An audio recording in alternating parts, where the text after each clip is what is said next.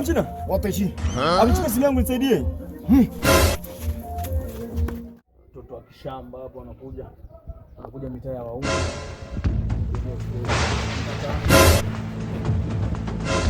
Hey, watu ushikie.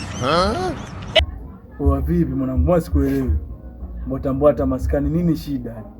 Hey, kwa shida hii. Nini shida? Mbona sikuelewi? Unataka kusemaje?